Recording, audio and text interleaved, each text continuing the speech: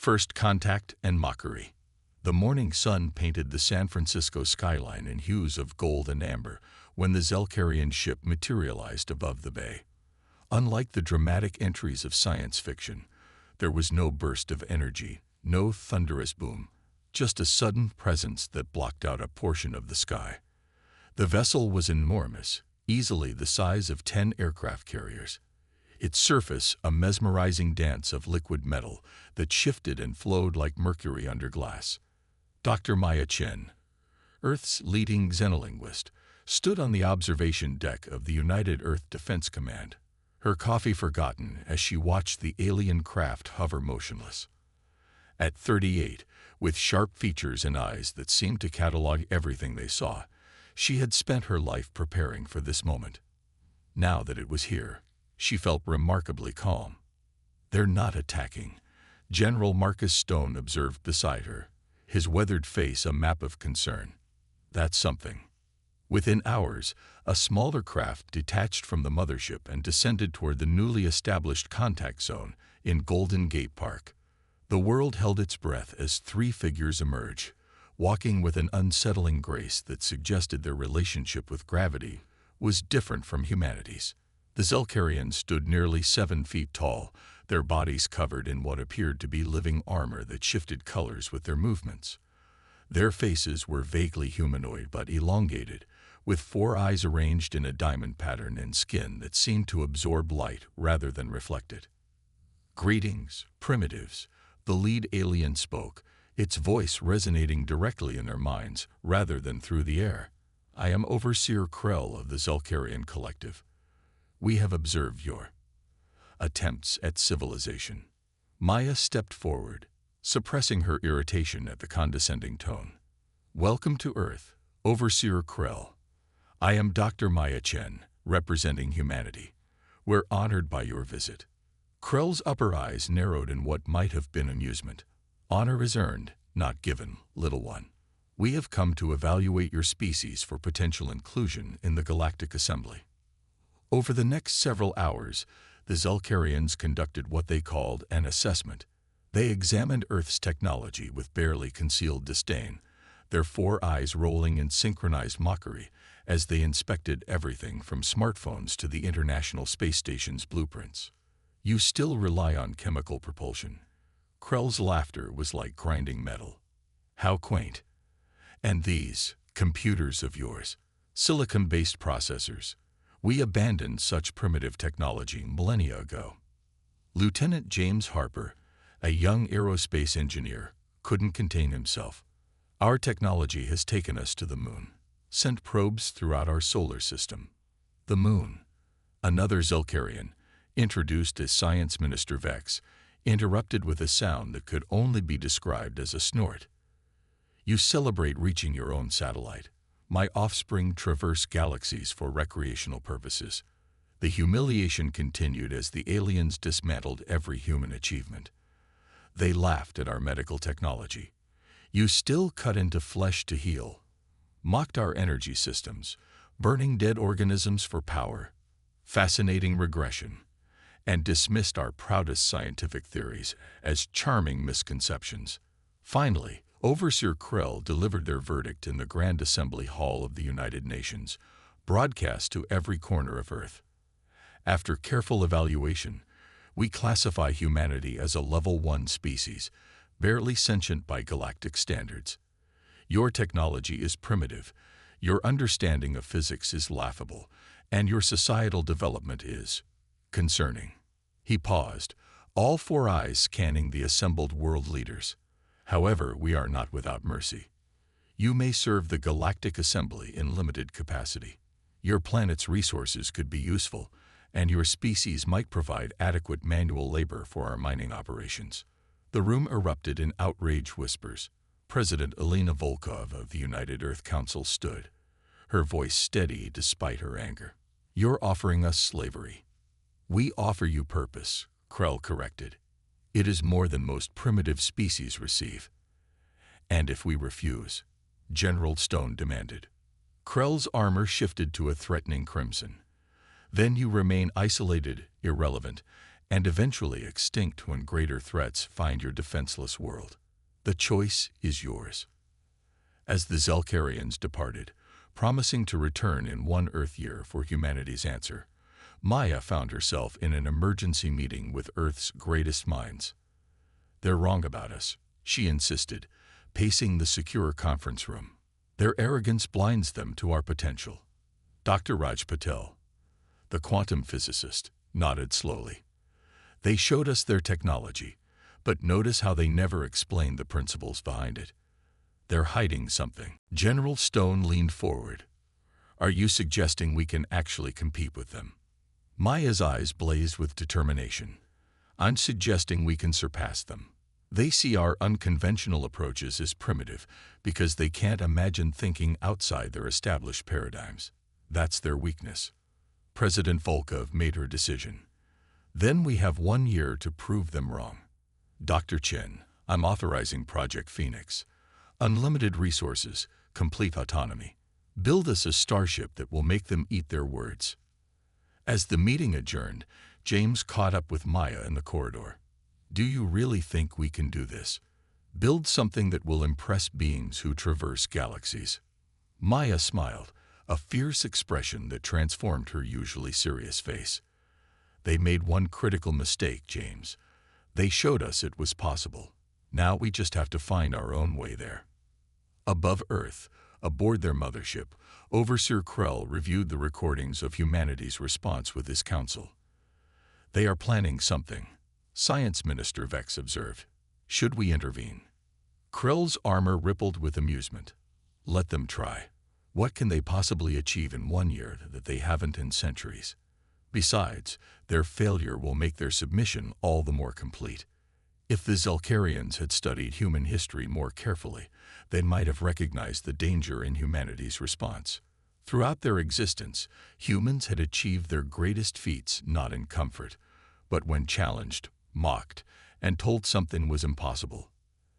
As night fell over Earth, lights burned in laboratories, workshops, and research facilities across the globe. Humanity had been challenged, humiliated, and dismissed. Now they would respond in the most human way possible, by proving everyone wrong. The countdown had begun. 1 year to change the galaxy's opinion of humanity. 1 year to build something impossible. And somewhere in a converted aircraft hangar in Nevada, Dr. Maya Chen looked at the first blueprints for Project Phoenix and smiled. The Zelkarians had no idea what they had awakened. Human determination. The desert wind howled across the Nevada testing grounds as Maya Chen surveyed the controlled chaos of Project Phoenix. 6 months had passed since the Zelkarians' visit, and the massive complex had grown from a single hangar to a small city of innovation. Scientists, engineers, and visionaries from every nation worked side by side, united by a singular goal: prove humanity's worth to the galaxy. "We're approaching this all wrong," Maya announced during the morning briefing, startling the assembled team leaders. "We've been trying to replicate what the Zelkarians showed us. That's exactly what they expect." Dr. Raj Patel looked up from his quantum field equations. "What are you suggesting?" "I'm suggesting we stop trying to build their version of a starship and build ours." Maya activated the holographic display, showing a radical new design. The Zelkarians use controlled singularities for propulsion. It's elegant, yes, but it requires enormous energy and precise gravitational manipulation. What if we went in a completely different direction? James Harper leaned forward, intrigued.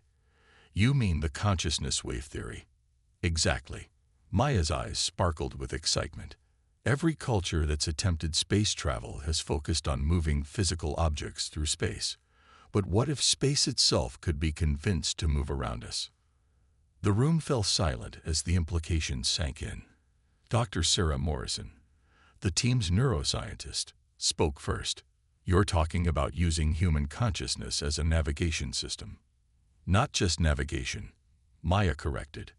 "Propulsion. The Zelkarians mock our understanding of physics, but they've never encountered our greatest asset, human imagination.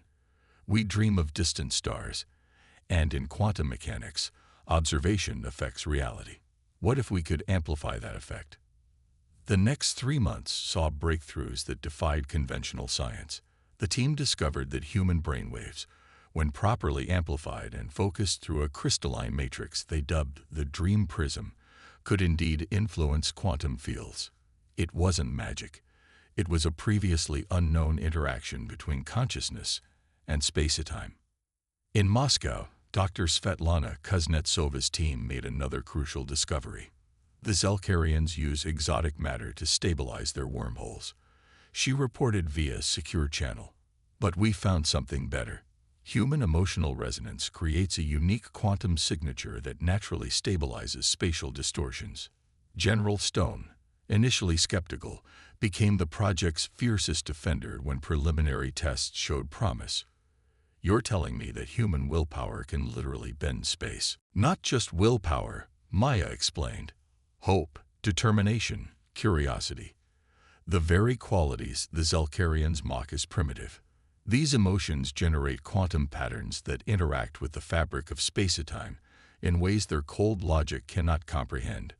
The breakthrough came during a late-night experiment. James Harper, exhausted and frustrated after another failed test, began humming an old lullaby his mother used to sing. The quantum field detectors suddenly spiked, registering patterns never seen before. "Do that again," Maya urged, her voice trembling with excitement. As James hummed, the prototype drive core began to glow with an ethereal light. Space itself seemed to ripple around the device. "It's not just consciousness," Sarah Morrison realized, watching the brain activity monitors. "It's art, music, emotion, all the things that make us human. The Zelkarians evolved beyond such things, but we've turned them into our greatest strength." The final design of humanity's first true starship, christened the Prometheus, incorporated systems that would have baffled the Zelkarians. Instead of cold fusion reactors, it used harmonic resonance chambers, where musicians played symphonies that powered the engines. Rather than computer-controlled navigation, it employed a neural interface where pilots literally dreamed their destination into reality. President Volkov visited the facility as construction neared completion. The ship didn't look like the sleek, efficient Zelkarian vessels. It was organic, almost alive, its hull decorated with artistic representations of human achievement throughout history. "Will it work?" she asked Maya privately. "It already has in small-scale tests. But, Madam President, there's something else you should know. We've discovered why the Zelkarians fear us." Maya led her to a secure laboratory where a small sphere floated in a containment field. "This is a captured Zelkarian probe. We managed to interface with it, and we found something interesting. They didn't evolve naturally to their current state. They artificially removed their capacity for emotion, for creativity, considering them primitive weaknesses. And now they've encountered a species that turned those weaknesses into strengths," Volkov realized. "Exactly. They can't comprehend how our flawed approach could possibly work. Their logic tells them it's impossible, which is why they'll never see it coming." As the one-year deadline approached, humanity prepared for the ultimate test. The Prometheus stood ready, a testament to human ingenuity and determination. Its crew, led by James Harper, represented the best of humanity, not just in skill, but in spirit. The Zelkarians measure advancement by technological complexity. Maya addressed the crew during their final briefing. "But we've discovered something they forgot long ago.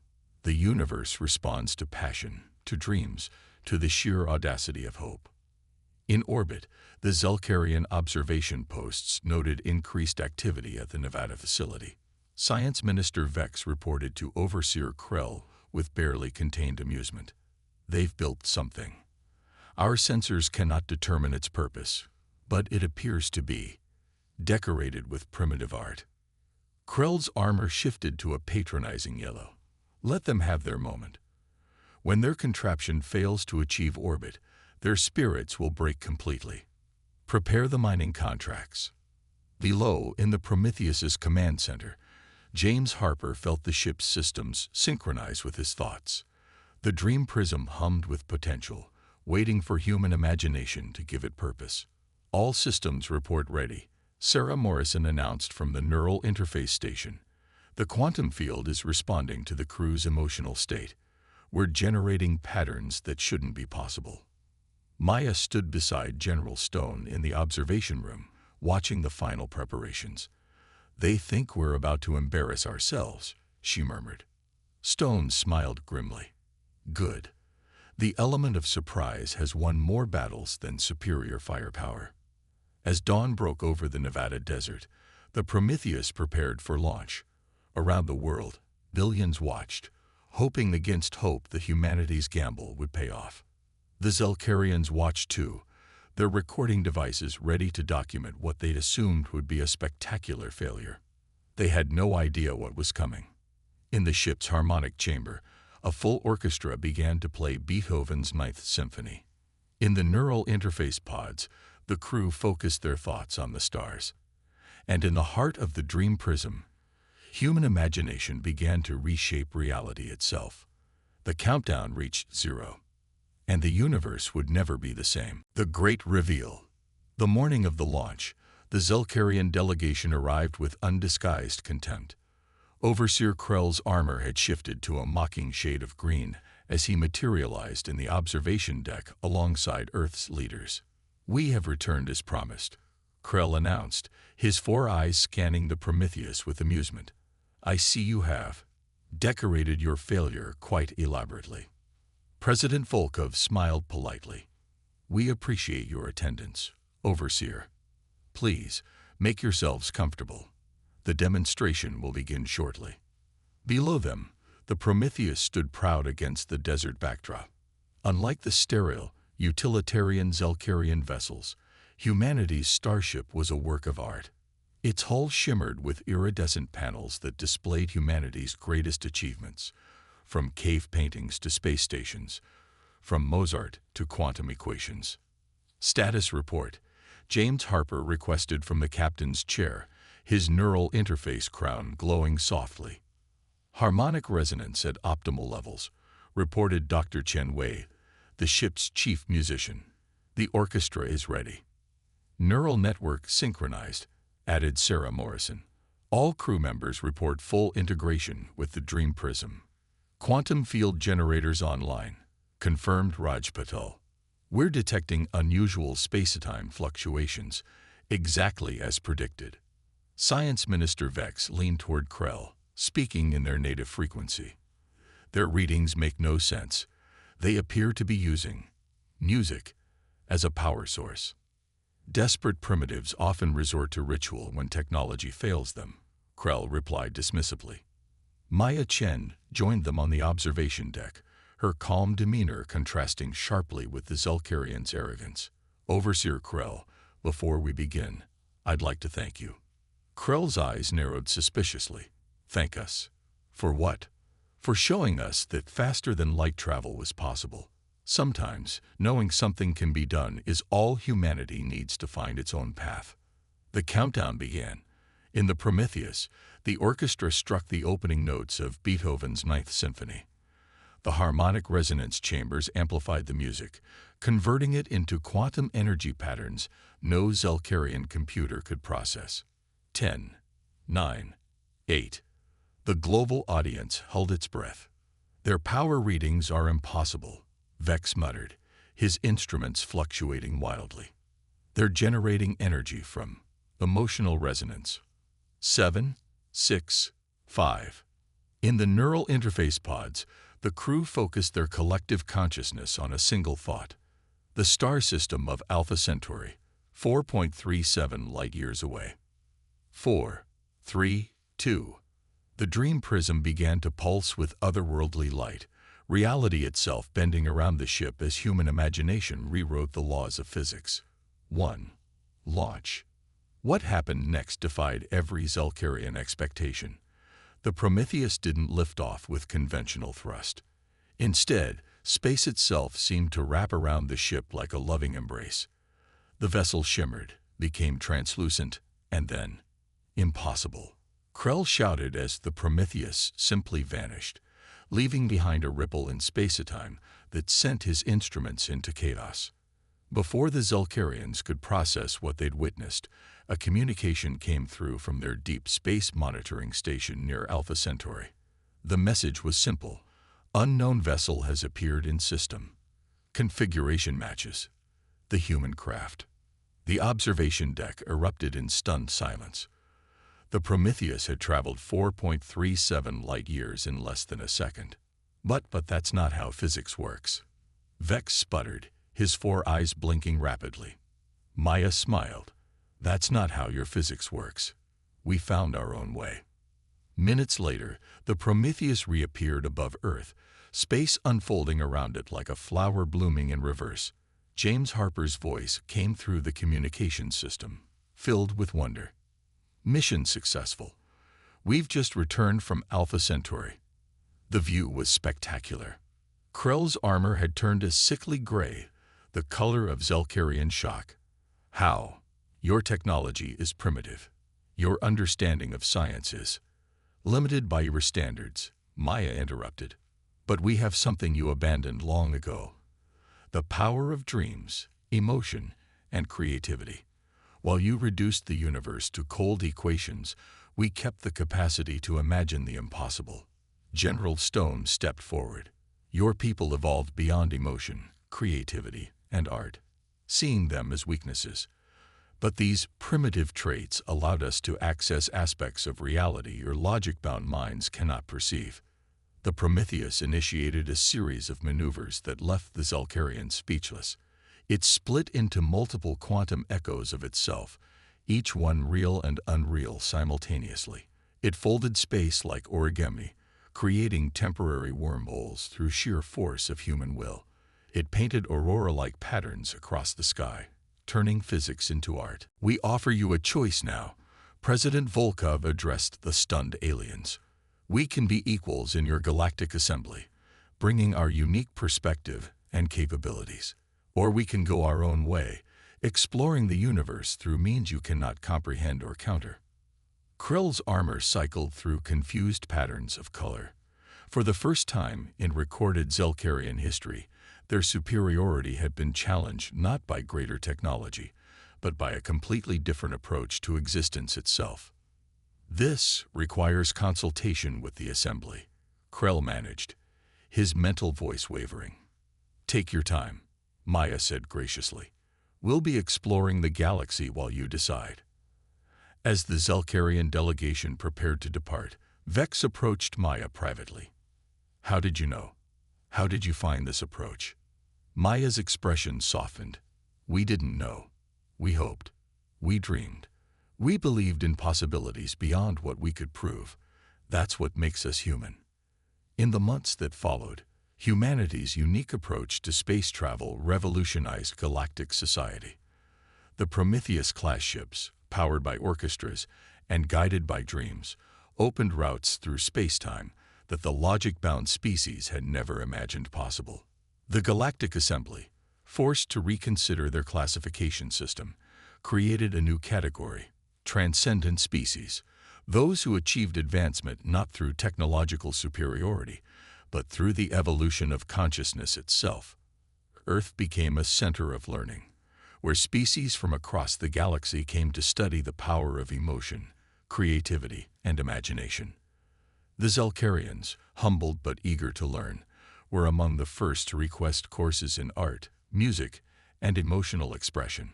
A year after the launch, James Harper stood on the bridge of the Prometheus II, preparing for humanity's first extragalactic mission. Beside him stood Vex, now Earth's first Zelkarian exchange officer, his armor showing the unprecedented color of wonder. Ready for departure, Captain, Sarah Morrison reported from the neural interface.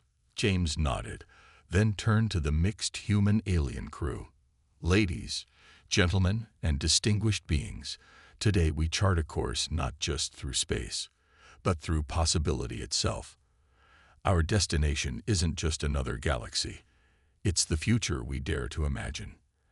As the orchestra began to play and the dream prism hummed to life, Maya watched from Earth, remembering the day the Zelkarians had laughed at humanity's primitive technology. Now, across the galaxy, species spoke in awed whispers of the humans. The dreamers who had turned imagination into the most powerful force in the universe. The primitives who had looked at the stars not with logic, but with wonder, and in doing so, had changed the very nature of space travel. The Prometheus IA vanished in a burst of impossible light, carrying its crew toward adventures that existed only in their dreams, until they made them real. For in the end, humanity's greatest achievement wasn't building a faster ship or discovering new physics. It was proving that in a universe of infinite possibilities, the most powerful force wasn't technology or logic, but the limitless potential of the human spirit. And somewhere in the void between galaxies, reality itself bent and flowed to the rhythm of human dreams, carrying our species toward a future limited only by our capacity to imagine it.